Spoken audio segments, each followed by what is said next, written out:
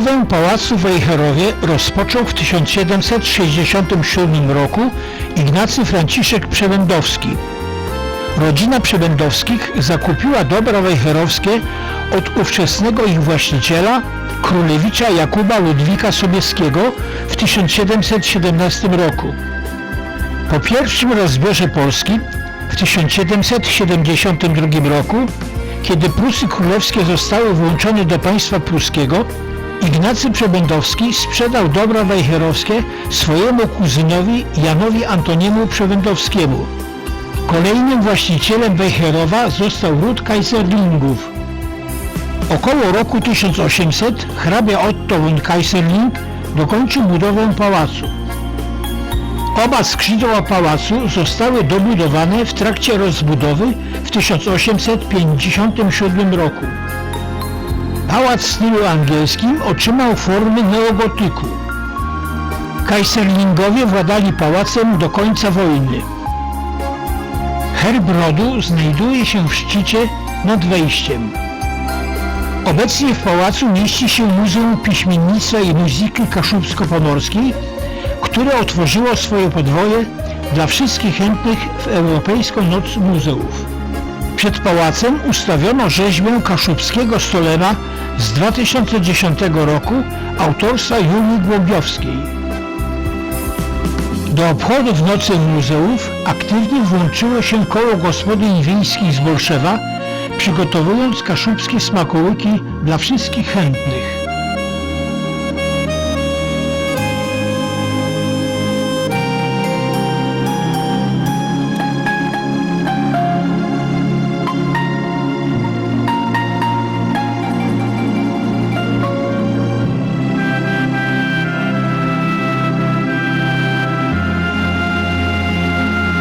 Obok drzwi wejściowych gryf kaszubski.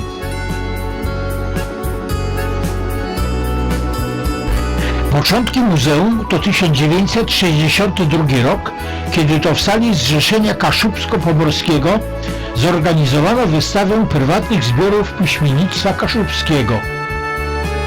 W 1967 roku powołano Społeczny Komitet Organizacyjny Muzeum Kaszubskiego. Po drugim festiwalu Pieśni o Morzu podjęto decyzję o włączeniu zbiorów związanych z muzyką Kaszub i Kaszubów.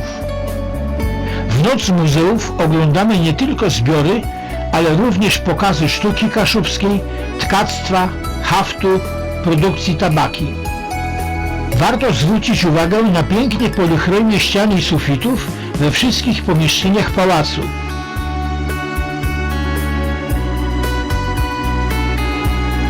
W korytarzu zawieszono plansze z dziejami ziemi kaszubskiej od czasów najdawniejszych do współczesnych.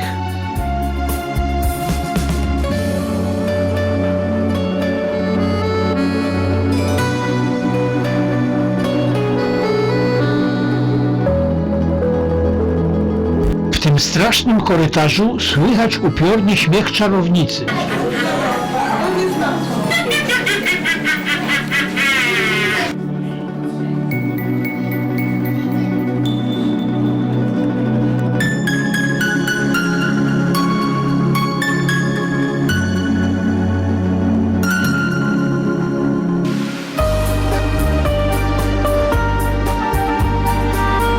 W gablotach i na manekinach możemy podziwiać piękne, haftowane kaszubskie stroje.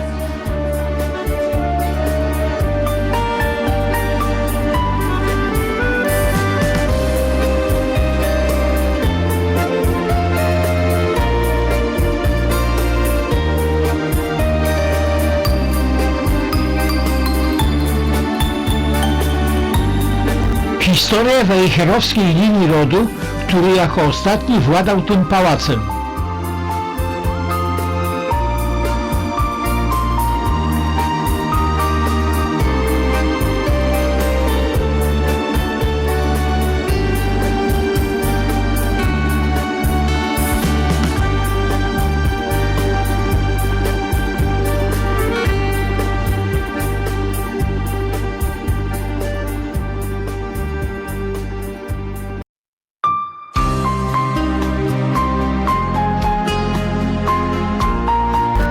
kaszubski to motyw, który towarzyszy nam w wielu salach tego muzeum.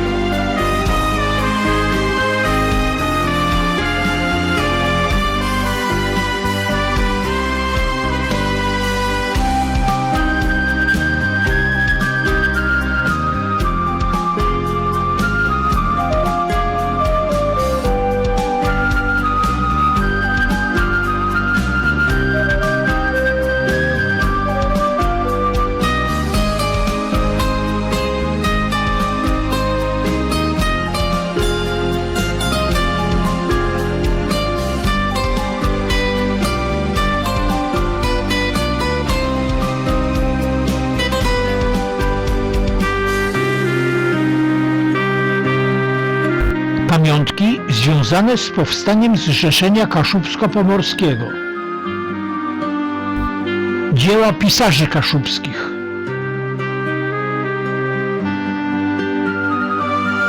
Florian Cejnowa, zwany Budzicielem Kaszub, twórca pisowni kaszubskiej i pierwszych kaszubskich utworów literackich. Żył w latach 1817-1881. Gryf w herbach miast basenu Morza Bałtyckiego pojawił się na przełomie XII i XIII wieku. Tę salę nazwano salą herbową.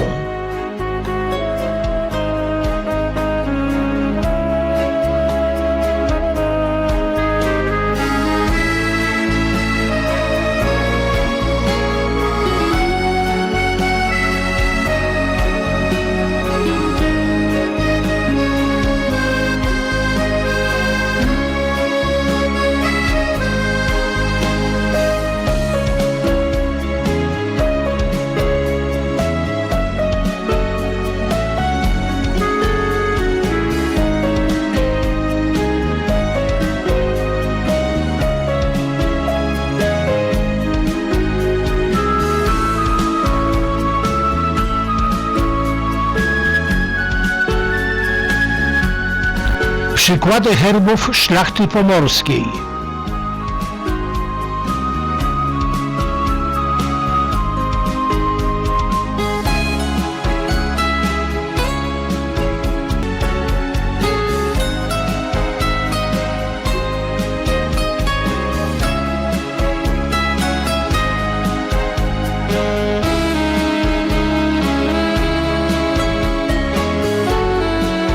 Pan Jan Dżeżdżan uciera z tytoniu tabakę. Wynalazek Indian sprowadzony do Europy przez żeglarzy hiszpańskich i portugalskich. Do Polski tabaka zawitała w XVII wieku. Jest to tradycyjna używka wśród Kaszubów.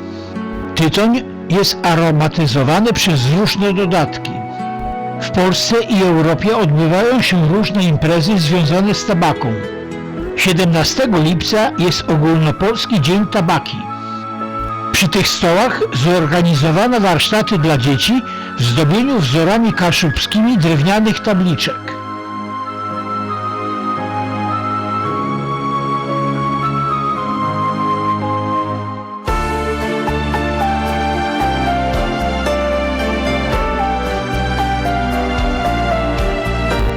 W tej samej sali można było kupić również rękodzieło z haftem kaszubskim, m.in. torby, poduszki, serwety, obrusy, krawaty, bluzki i inne.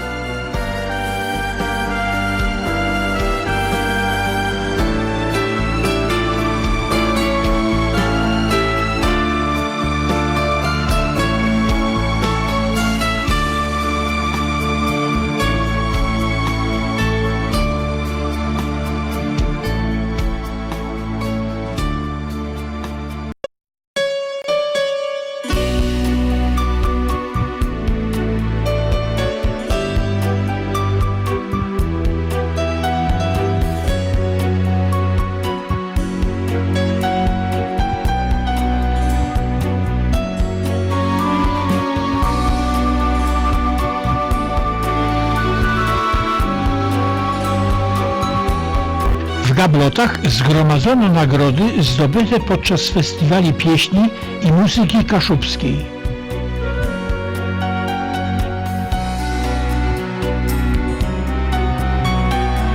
Można było sprawdzić swoje umiejętności gry na diabelskich skrzypcach, nieodłącznego instrumentu kaszubskich kapeli.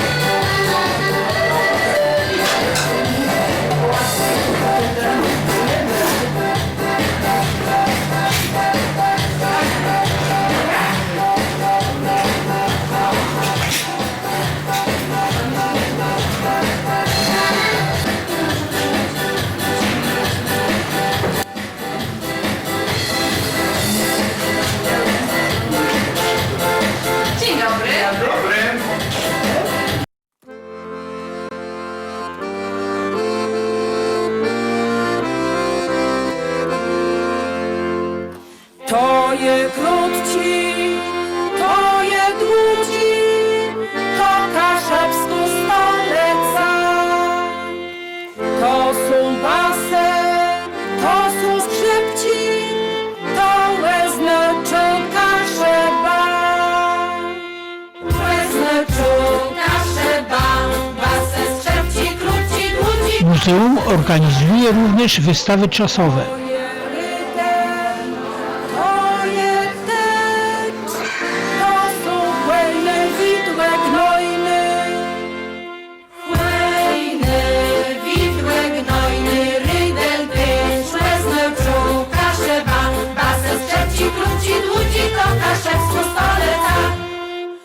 To je prosty, to je krzawy, to je tylny łezny.